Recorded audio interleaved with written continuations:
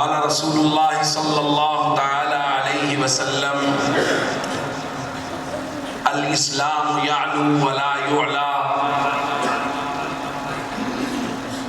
او کما قال صلی اللہ تعالی علیہ وسلم آمنت باللہ وبآیاتہ سبحانک لا علم لنا الا ما علمتنا انک انت العلیم الحکیم رب اشرح لی صدری ویسر لی امری واحلل عقدۃ من لسانی یفقهوا قولی الحمد للہ الذی ہدانا لہذا وما كنا لنهتدی لولا ان ہدانا اللہ.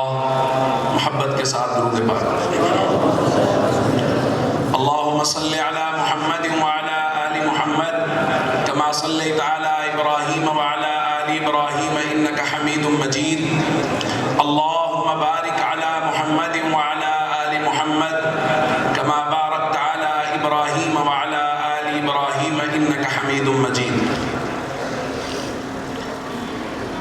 معزز حاضرین، واجب الاحترام دوستو، بزرگوں، ساتھیوں، آپ کا یہ سالانہ پروگرام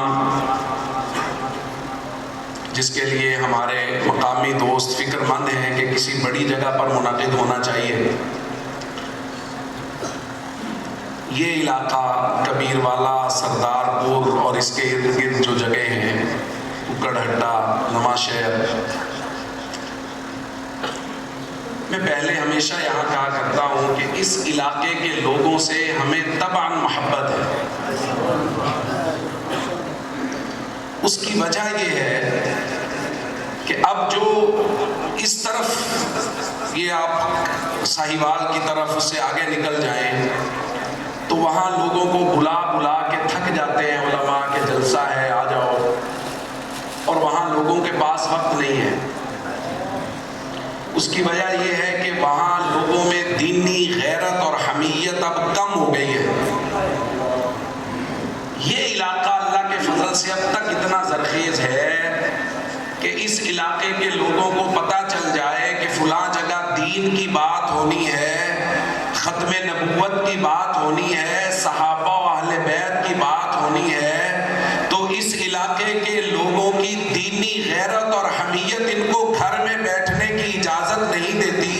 یہ لوگ پورے لاؤ لشکر لے کے وہاں پہنچ جاتے ہیں. اور ہمیں اس بات کا یقین سے پتا ہے کہ جس طرح ہمیں آپ لوگوں سے محبت ہے، آپ لوگوں کو ہم سے محبت ہے. میری حاضری کا مقصد مولانا معاویہ اعظم طارق صاحب ان کی طرف سے آپ حضرات کے سامنے سمجھ لیجئے معذرت پیش کرنا ہے. ہم لوگ چچا زاد بھائی بھی ہیں، دوست بھی ہیں. آپ کے منتظمین نے ان سے وقت لیا تھا اور آج جھنگ کے علماء کا ایک بہت بڑا اجلاس رکھا گیا اور ان کو سمجھ لیجئے حکم کر دیا گیا کہ آپ نے اس اجلاس میں شرکت کرنا ہے. تو اس وجہ سے وہ آپ کے اس پروگرام میں تشریف نہ لا سکے، تو انہوں نے مجھے باقاعدہ بھیجا کہ آپ ان محبت کرنے والے ساتھیوں سے معذرت کریں. بھائی مبشر کا مجھے فون آیا اور راولپنڈی تک کی جماعت کے لوگ پریشان تھے کہ مولانا معاویہ صاحب اب مجبوری کی وجہ سے نہیں جا پا رہے تو اس کی کیا صورت بنے گی. تو جیسا کہ میں نے بات کی کہ ہماری آپس میں یہ جو محبت ہے اس کی وجہ صرف اور صرف ایک ہے اور وہ ہے دین. اس کے علاوہ اور کوئی وجہ نہیں. نہ کوئی ہماری رشتہ داریاں ہیں، نہ کوئی ہم ایک دوسرے کے پڑوس میں رہتے ہیں، نہ کوئی ہم کاروباری شریک ہیں. ہماری آپس میں جو محبت ہے اس محبت کی بنیاد کیا ہے بھائی؟ کیا بنیاد ہے؟ دین. ہم لوگ دین کی وجہ سے ایک دوسرے سے محبت کرتے ہیں. آپ لوگ شہداء کے خاندانوں سے، شہداء کی ذاتوں سے، ان کی اولادوں سے ہم سب لوگ اس لیے محبت کرتے ہیں کہ شہیدوں نے اپنی جانوں کی پرواہ نہیں کی. انہوں نے اللہ کے دین کے لیے اپنی جانوں کو قربان کر دیا. جب شہداء نے اپنی جانوں کی قربانیاں دے دی، اپنی جانوں کی پرواہ نہیں کی ہے، تو یہ مسلمان جن کے دلوں میں دینی غیرت اور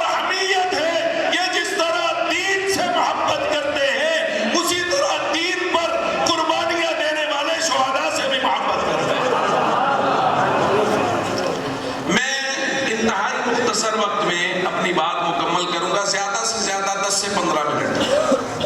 اور میرے بھائی سے عنوان پوچھا تو انہوں نے کہا آج کا عنوان ہے مشن رسالت، دفاع صحابہ و اہل بیت۔ اور اگر میں اپنی زبان میں کہوں تو یہ سارے کوئی الگ الگ موضوع نہیں ہے، یہ ایک ہی موضوع ہے۔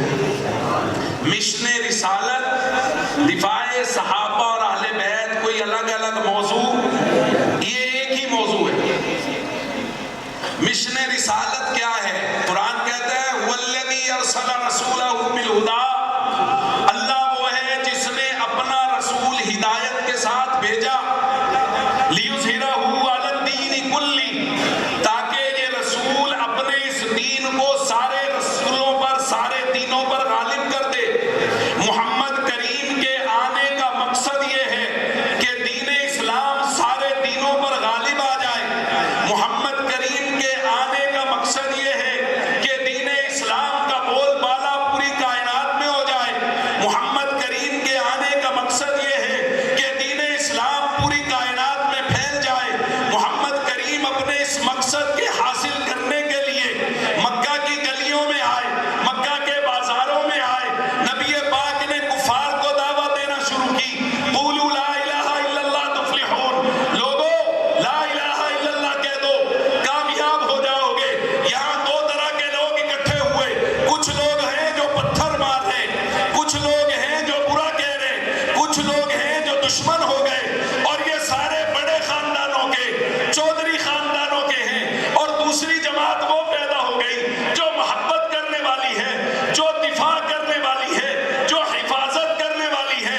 ان کو کہتے ہیں یہ جماعت مشرکین کی جماعت ہے، اور یہ جماعت جو محمد پہ اپنی جان قربان کر رہی ہے، یہ جماعت جو دین کے لیے اپنا تن من دھن قربان کرنے کے لیے تیار ہے، یہ جماعت جو اللہ کی وحدانیت کے لیے پتھر کھانے کے لیے تیار ہے، اس جماعت کو مشرکین کی جماعت کہا جاتا ہے، اور پیغمبر پر قربانیاں دینے والی جماعت کو صحابہ کی جماعت کہا جاتا ہے۔ یہ حق و باطل کا سفر شروع ہوا۔ ایک جماعت وہ ہے جو محمد کریم کی، آپ کے مشن کی حفاظت کر رہی ہے، اس کی علم بردار ہے، یہ پرچم رسالت لے کے اٹھے کھڑے ہوئے۔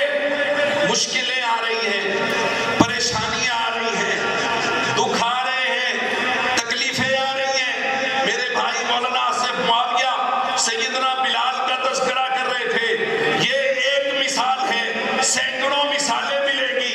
یہاں تپتے انگاروں پہ لٹایا جا رہا ہے، لیکن مشن رسالت سے پیچھے ہٹنے کے لیے تیار نہیں ہے۔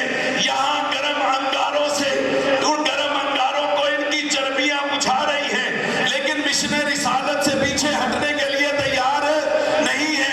یہاں بلال کے وزن سے زیادہ وزن سینے پر رکھ دیا گیا ہے، امیہ ابن خلف کوڑوں پر کوڑے مار رہا ہے، لیکن مشن رسالت سے پیچھے ہٹنے کے لیے تیار نہیں ہے۔ ابو بکر محمد کریم کی حفاظت کے لیے حضور کے اوپر لیٹا ہوا ہے، کفار ابو بکر کو مارتے چلے جا رہے ہیں، لیکن مشن رسالت سے پیچھے ہٹنے کے لیے تیار نہیں ہے۔ کائنات نے دیکھا جماعت صحابہ کرام کے لوگ تختہ دار پہ جھول گئے، لیکن محمد کریم کے مشن سے پیچھے نہیں ہٹے۔ یہ مشن رسالت ہے، اور یہ پاسداران مشن رسالت ہے، یہ صحابہ کی جماعت ہے جو علمداران مشن رسالت ہے۔ یہ مشن رسالت کو لے کے چلے۔ ایک عالم نے بڑا خوبصورت نقطہ بیان کیا، انہوں نے کہا اللہ نے قرآن میں کہا لِيُظْهِرَهُ عَلَى الدِّينِ كُلِّهِ، محمد کریم دین اسلام کو سارے دینوں پر غالب کرنے کے لیے آئے ہیں۔ اور غالب کرنے کا مطلب یہ ہوتا ہے کہ آدھے سے زیادہ کام ہو جائے۔ غالب کرنے کا مطلب یہ ہوتا ہے کہ آدھے سے زیادہ کام، سارے بولو آدھے سے زیادہ کام۔ مثال کے طور پہ مسجد میں جلسہ ہے، آپ کہیں غالب مسجد بھر گئی، اس کا مطلب یہ ہوگا کہ آدھی سے زیادہ مسجد، سارے بولو آدھی سے زیادہ مسجد۔ غالب ہونے کا مطلب یہ ہوتا ہے کہ آدھی سے زیادہ، آدھے سے زیادہ کام ہو جائے تو کہتے ہیں غالب ہو گیا۔ اللہ کہہ رہے ہیں مقصد یہ ہے کہ پوری دنیا پر جتنے دین ہیں ان دینوں پر دین اسلام غالب آ جائے، پوری دنیا پر جتنے خشکی میں رہنے والے لوگ ہیں ان کے اوپر اسلام سارے دینوں پر چھا جائے، اور کم از کم آدھی دنیا سے زیادہ، کم از کم آدھی دنیا سے زیادہ جگہ پر اسلام کا جھنڈا لہرایا جائے۔ اللہ کے نبی صلی اللہ علیہ وسلم کی زندگی میں صرف اور صرف دنیا کے 10ویں حصے پر اسلام آیا۔ بھائی میری بات کو سمجھنا، نبی کی زندگی میں صرف کتنے حصے پر اسلام آیا؟ سارے بولو کتنے حصے پر اسلام آیا؟ 10ویں حصے پر۔ تو کیا کہیں گے؟ اللہ کے قرآن نے نعوذ باللہ غلط کہا؟ قرآن تو کہہ رہا ہے نبی بھیجا ہی اس لیے تھا کہ اپنے دین کو غالب کر دے، یہ دین غلبہ پا جائے، یہ دین آدھی سے زیادہ دنیا پر چھا جائے، اس کا پرچم آدھی سے زیادہ دنیا پر لہرا جائے۔ لیکن ہوا کیا ہے؟ محمد کریم دنیا سے گئے ہیں تو جو مقصد اللہ نے دے کے بھیجا تھا، خدا نہ خواستہ وہ مقصد پورا نہیں ہوا، تو علماء نے لکھا، اللہ علماء کو جزا دے، علماء نے ضابطہ لکھا، اصول لکھا، قاعدہ لکھا، علماء نے لکھا محمد کریم صلی اللہ علیہ وسلم اکیلے نہیں، محمد کریم کے ساتھ محمد کریم کی جماعت محمد الرسول اللہ والذین معہ اشداء علی الکفار رحماء بینہم۔ اب اللہ کے نبی دنیا سے چلے گئے، سیدنا صدیق اکبر نے اسلام اور دین کو غالب کرنا شروع کیا، وہ چلے گئے، عمر نے دین کو غالب کرنا شروع کیا، وہ چلے گئے، عثمان نے دین کو غالب کرنا شروع کیا، وہ چلے گئے، علی نے دین کو غالب کرنا شروع کیا، وہ چلے گئے، حسن نے دین کو غالب کرنا شروع کیا، وہ چلے گئے۔ دور آ گیا تیرے اور میرے آقا کا، تیرے اور میرے پیر اور رہبر کا، امیر معاویہ رضی اللہ تعالیٰ عنہ۔ یہ وعدہ اللہ نے امیر معاویہ کے دور میں پورا کیا کہ آدھی سے زیادہ کائنات پر اسلام کا پرچم لہرا دیا گیا۔ میں کہا کرتا ہوں یہ عظمت امیر معاویہ کو حاصل ہوئی کہ جو وعدہ رسول اللہ سے اللہ نے کیا تھا، جس مقصد کے لیے اللہ نے رسول اللہ کو بھیجا تھا، اس مقصد کی عملی تکمیل کس کے ہاتھوں سے ہوئی ہے بھائی؟ امیر معاویہ کے ہاتھوں سے۔ تو مقصد رسالت کی تکمیل کرنے والی جماعت کا نام ہے جماعت، سارے بولو جماعت، مقصد رسالت کی تکمیل کرنے والی جماعت کا نام ہے جماعت صحابہ۔ اب یہ ایک بات ہے، مشن رسالت کو لے کے چلنے والے، مشن رسالت کی تکمیل کرنے والے کون؟ سارے بولے کون؟ سارے بولو کون؟ اور صحابہ کون ہیں؟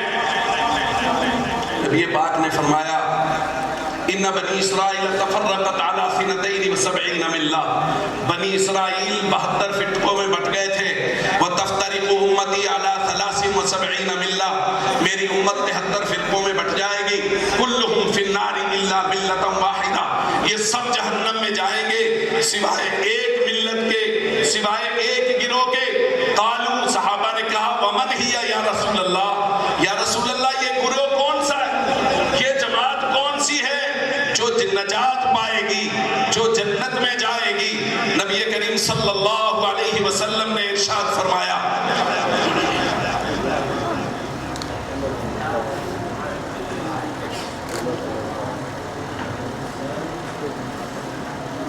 میری طرف دیکھیں پوری توجہ کے ساتھ، خوش آمدید، ٹھیک ہے، توجہ کے ساتھ۔ حضور نے فرمایا بنی اسرائیل کے کتنے فرقے ہوئے؟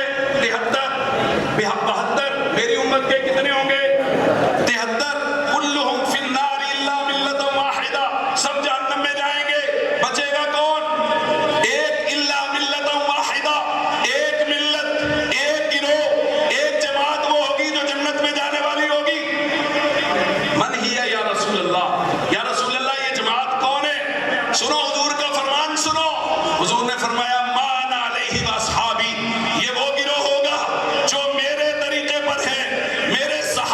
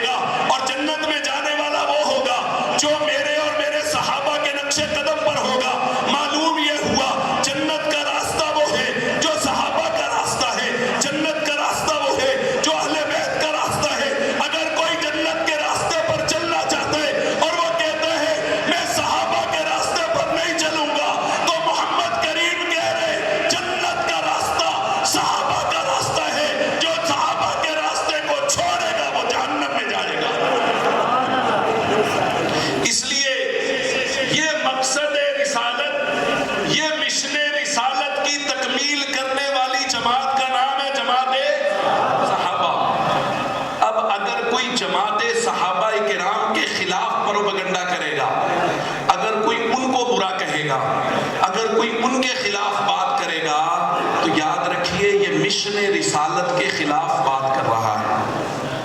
یہ مشن رسالت، چونکہ مشن رسالت کو لے کے آنے والے کون ہیں؟ سارے بتاؤ کون ہیں؟ ایک عالم نے لکھا محمد الرسول اللہ والذین معہ اشداء علی الکفار. یہ محمد الرسول اللہ دعویٰ ہے اور دعوے کے بعد دلیل آیا کرتی ہے. انہوں نے لکھا اللہ نے اپنے نبی کی رسالت کی دلیل نبی کے معجزات کو قرار نہیں دیا، جماعت صحابہ کو قرار دیا. جماعت صحابہ دلیل ہے محمد کریم کی نبوت اور رسالت کی. چونکہ مشن رسالت کو لے کے چلنے والی جماعت جماعت صحابہ ہے.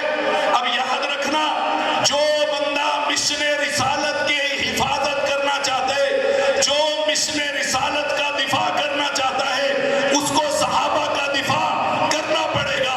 چونکہ مشن رسالت میں قرآن ہے، قرآن امت تک پہنچا صحابہ کے واسطے سے. مشن رسالت میں نماز ہے، نماز امت تک پہنچی صحابہ کے واسطے سے.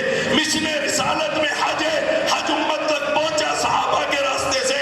پورے کا پورا دین اس امت تک، مشن رسالت اس امت تک پہنچانے والی جماعت کا نام جماعت صحابہ ہے. جو صحابہ کا دفاع کر رہے ہیں وہ مشن رسالت کا دفاع کر رہے ہیں.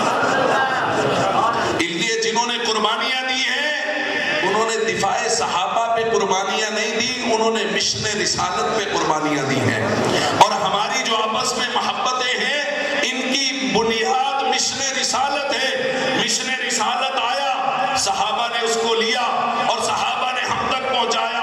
اب ہماری ذمہ داری ہے جہاں ہم رسول اللہ کے دین پر عمل کریں. جو رسول اللہ کے دین کو ہم تک پہنچا گئے ہیں، جنہوں نے اپنی جانوں کے نذرانے پیش کر کے اس دین کو صحیح حالت میں ہم تک پہنچایا، ان لوگوں کی عزت و ناموس کا پہرا دینا بھی ہماری، سارے بولو ذمہ داری ہے. ہماری کیا ہے؟ سارے بولو کیا ہے؟ اسی ذمہ داری پہ سب سے پہلے بڑی آواز بلند کرنے والی ذات امیر عظیمت رحمت اللہ علیہ کی تھی. انہوں نے یہ آواز بلند کی، لوگوں صحابہ کی گستاخی اگر سڑکوں پر ہوگی تو صحابہ کے گستاخوں کو سڑکوں پر چیلنج کیا جائے گا. اس جرم کی پاداش میں ان کو راستے سے ہٹا دیا گیا. امیر عظیمت رحمت اللہ علیہ کے بعد اللہ نے بے در بے اس جماعت کو قائدین عطا فرمائے اور ان قائدین نے مشن رسالت دفاع صحابہ کے لیے اپنی جانوں کا نذرانہ پیش کیا ہے. اور وہ لوگ اس دنیا سے چلے گئے، کچھ پابند سلاسل ہو گئے، لیکن آج بھی ان کے روحانی اور جسمانی فرزند وہ اس مشن اور کاز پہ کھڑے ہیں اور صحابہ کی جماعت سے اللہ کو گواہ بنا کے وعدہ کہتے ہیں کہ قیامت تک اپنی جانوں میں جب تک جان ہے صحابہ کا دفاع کرتے رہیں گے انشاءاللہ. اسی لیے امیر عظیمت کہا کرتے تھے فنا فی اللہ کی تہ میں بقا کا راز مثبت ہے، جسے مرنا نہیں آتا اسے جینا نہیں آتا. وآخر دعوانا ان الحمدللہ.